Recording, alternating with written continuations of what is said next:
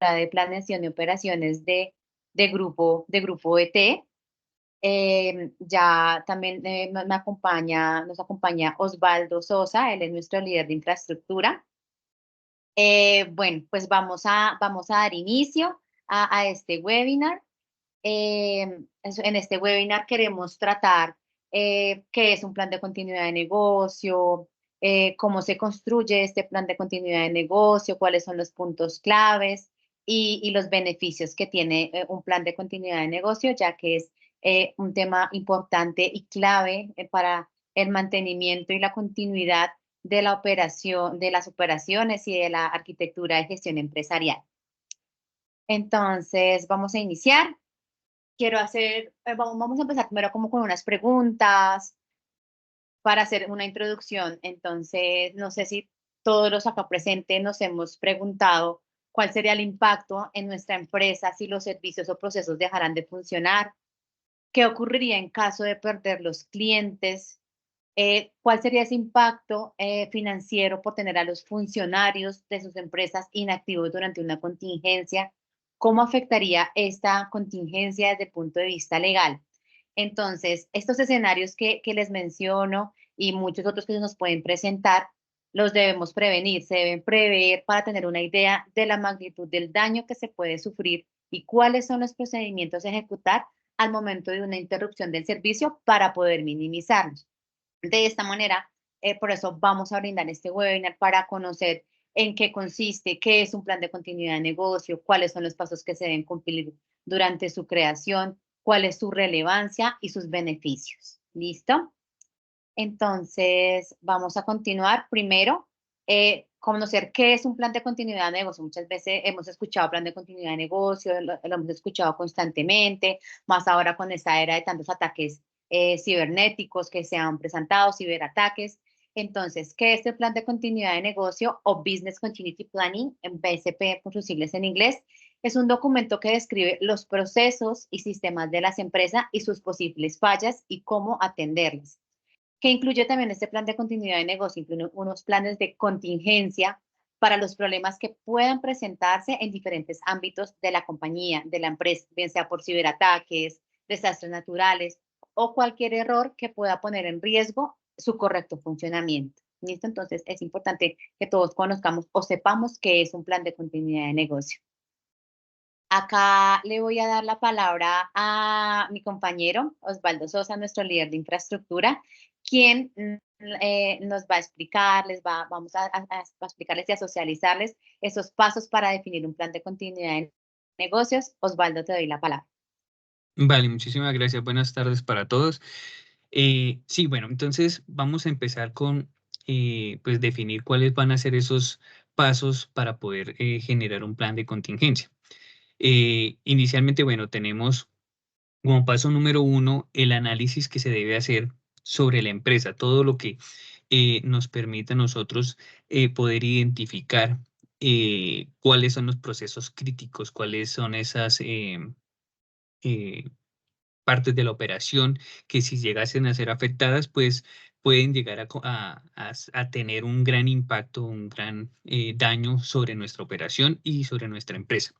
Ese es, digamos, el paso número 1, entender cómo está nuestra empresa y cómo funciona, que cada uno de la empresa sepa cómo funciona realmente la operación y qué debemos hacer. Una vez ya hemos tenido ese análisis, pues viene algo que es el paso número 2, que es el desarrollo de ese plan de continuidad. Entonces es entendiendo cómo está nuestra empresa, cuáles son esos procesos críticos, generar esos planes, esos, digamos, sí, los planes que debemos utilizar para poder recuperar nuestra operación. Y una vez tenemos ya identificados esos planes, pues debemos hacer la implementación. Entonces, ese es el paso número 3. Una vez ya tenemos cuáles son las acciones que vamos a tomar, cómo los vamos a, a, a recuperar de una catástrofe, implementarlos, ponerlos en acción, empezar a involucrar a todas esas personas, mirar que cada uno de los integrantes de la empresa conozcan, lo sepan y sepan qué hacer en caso de un problema. Y por último, un paso bastante importante, que es la prueba de ese plan de continuidad. O sea, poder poner en práctica en un escenario real lo que se trabajó durante los pasos anteriores, el paso 3, paso 2 y paso 1, que eso que planeamos, que eso que dedujimos y se analizó, pues lo podamos ver ya en una práctica funcional del plan de continuidad. Entonces, esos serían los 4 pasos. Ahorita, pues vamos a mirar paso por paso. Aquí también es importante aclarar, la siguiente, por favor, Iván. Importante aclarar que el plan de continuidad no es solo de un área, porque por lo general se tiende a pensar que este plan de continuidad lo tenemos que trabajar las áreas de tecnología o el área IT, o muchas veces un área en específico de la compañía es la que se encarga, y esa área tiene que hacer todo y pues los demás no nos debemos involucrar. Y realmente eso no es muy bueno, no es una buena práctica.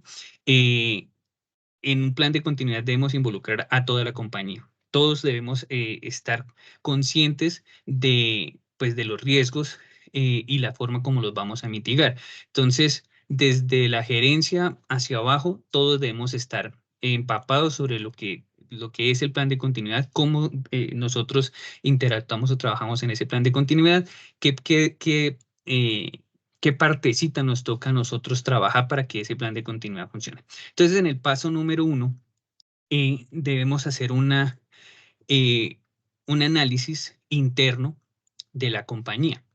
Debemos identificar cuáles son todos esos activos de información que pueden, si en algún momento llegasen a ser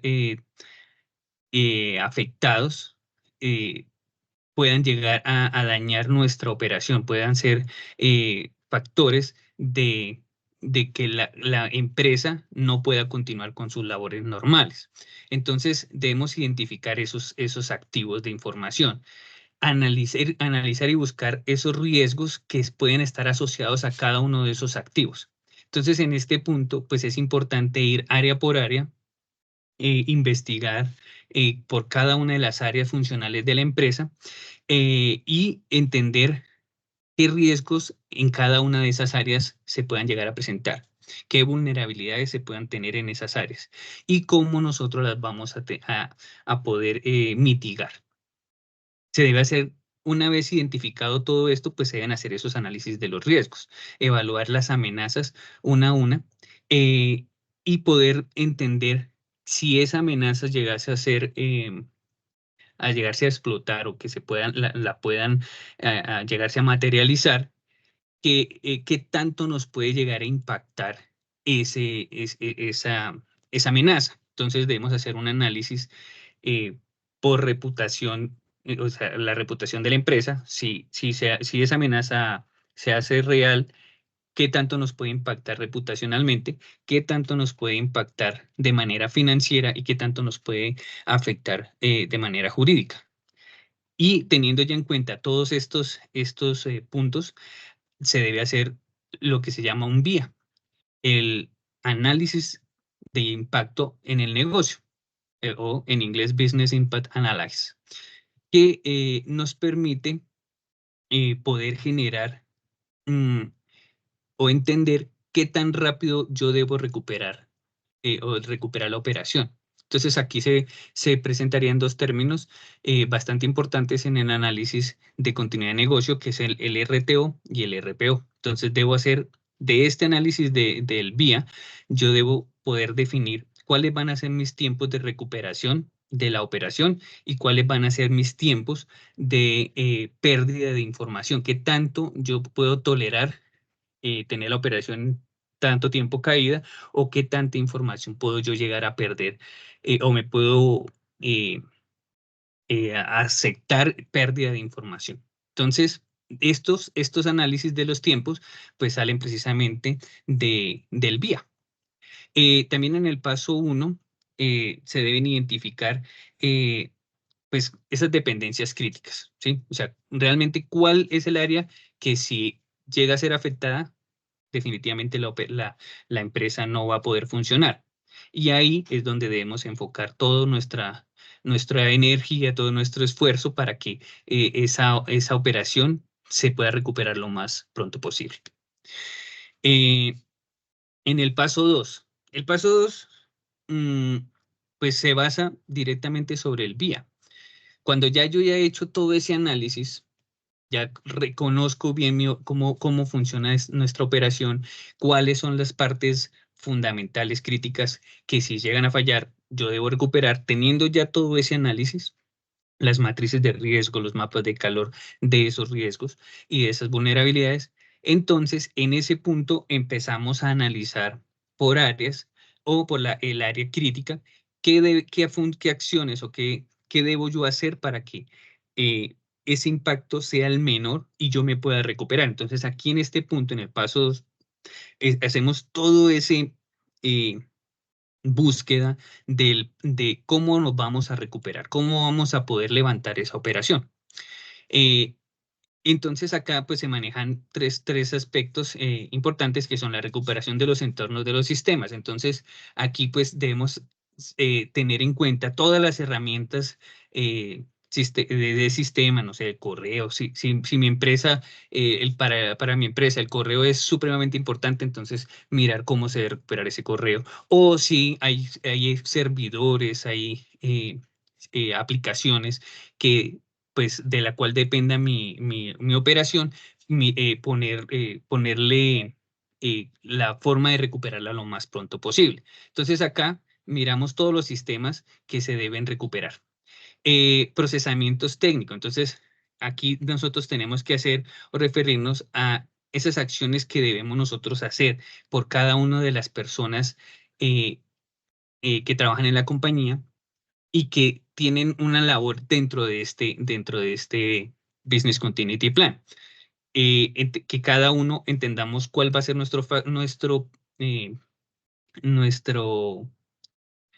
actuar en este Business Continuity Plan y ejecutarlo tal cual como se ha venido planeando. Entonces, entender qué voy a hacer, cuál es mi rol en este Business Continuity Plan y ejecutarlo en el momento que se requiera. Entonces hay que hacer unas socializaciones para cada uno de los integrantes de la compañía que conozcan realmente el plan y sepan cuál va a ser su rol en cada uno de estos pasitos que vamos a tener en nuestro Business Continuity Plan.